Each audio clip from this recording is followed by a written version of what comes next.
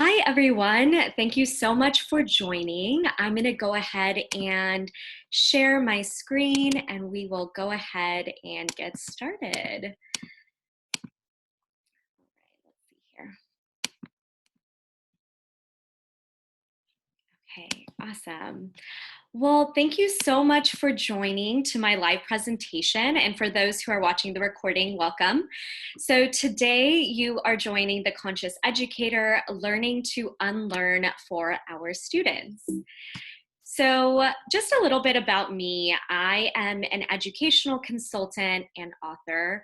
My journey started as a middle school math teacher for 5 years, and then I went to business school, and now I am a thought leader talking all about consciousness in education. But before I was all of this, I wanted to share this picture. So this is pretty much how I spent most of my time growing up.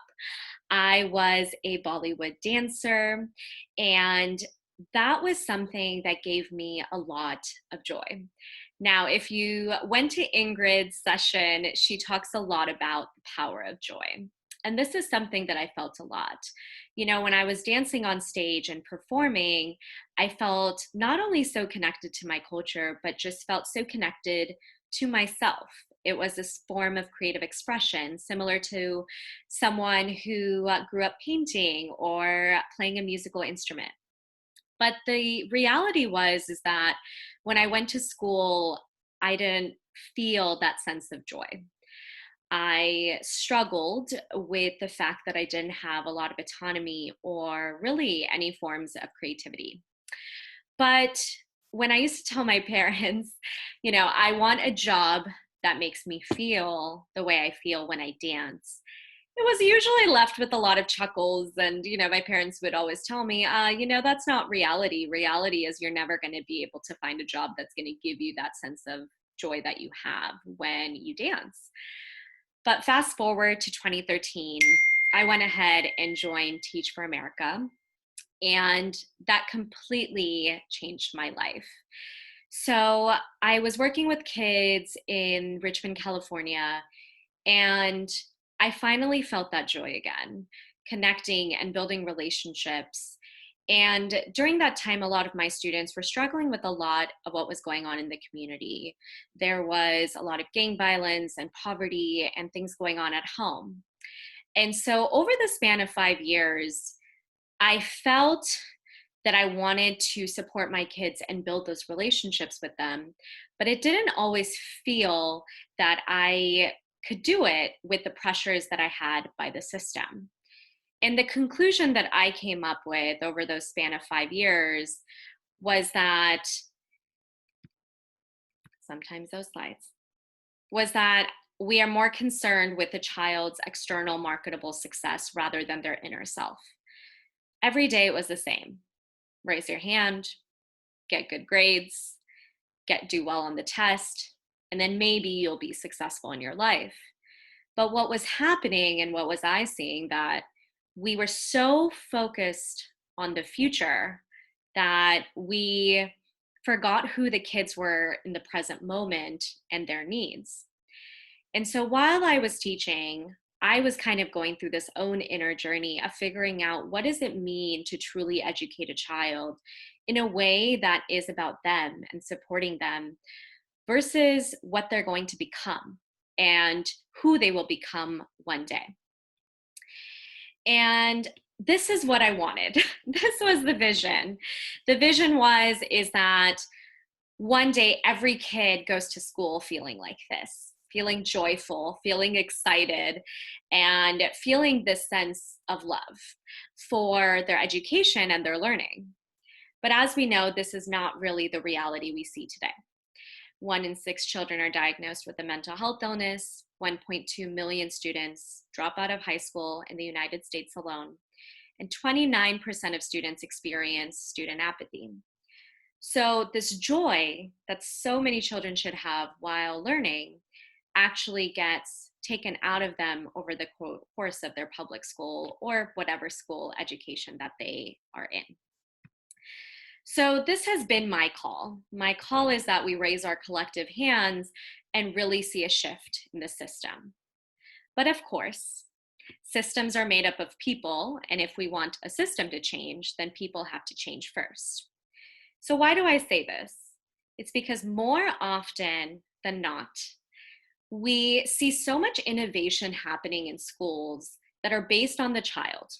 It's based on frameworks of learning, curriculum design, and it's always about the child and how we can shift their success.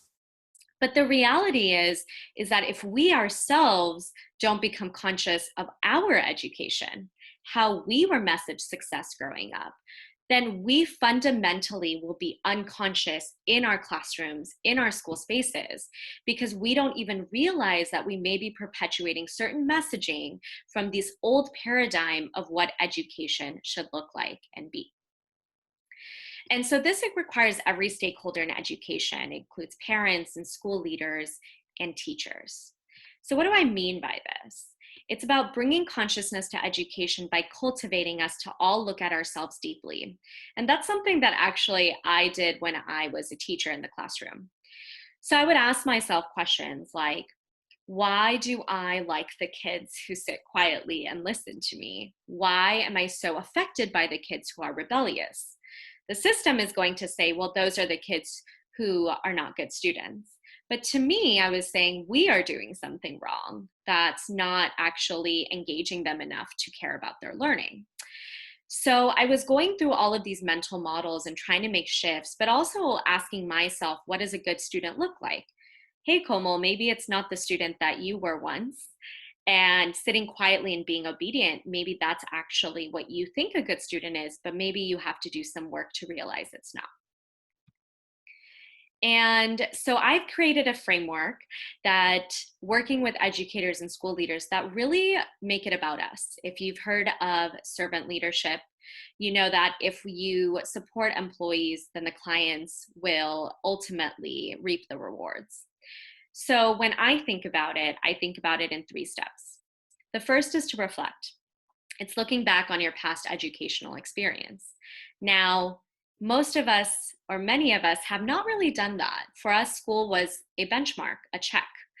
But we either may reflect and say either if we were a good student or a bad student. But it goes so much deeper than that. It's asking ourselves the classrooms that gave us joy versus not. It's asking ourselves when we felt shame in a classroom versus praise. It's asking ourselves what we thought success looked like growing up and how that affects us today in adulthood.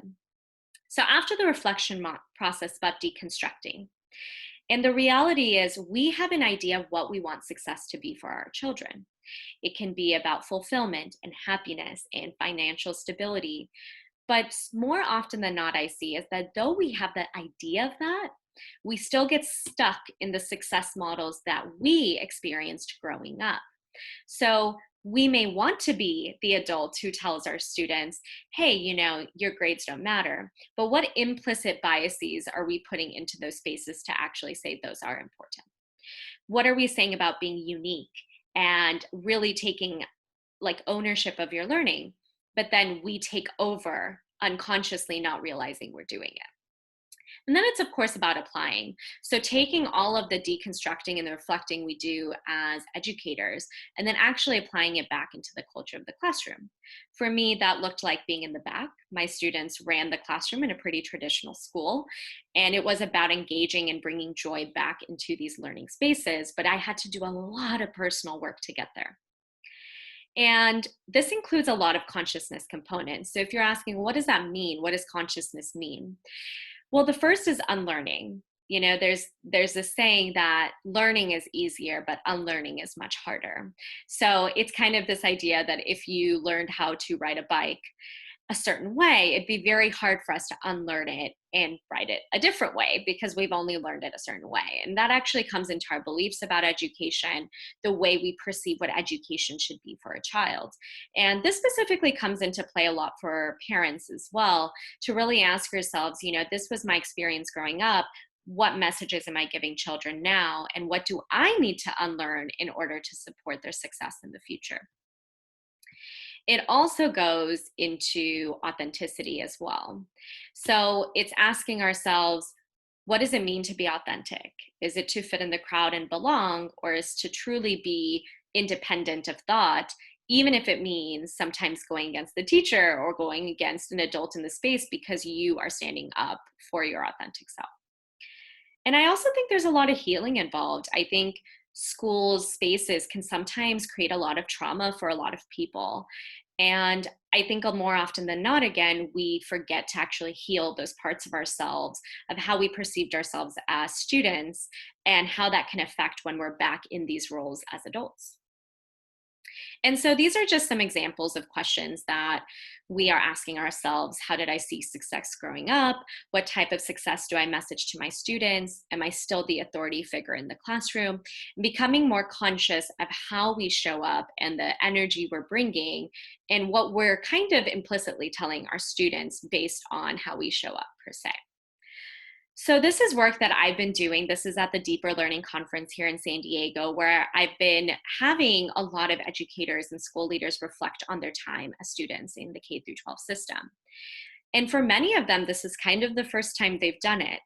And to become conscious, to name those experiences growing up.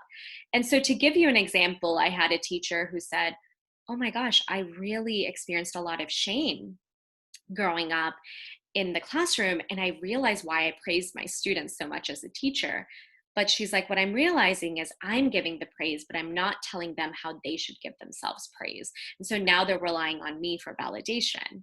So we were able to deconstruct that through the process of how that was affecting their students in the classroom and what that looked like for the future. Now, of course, this is the goal.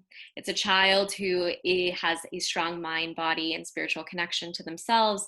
They're connected to their emotions, and they're understanding how to navigate life in a specific way.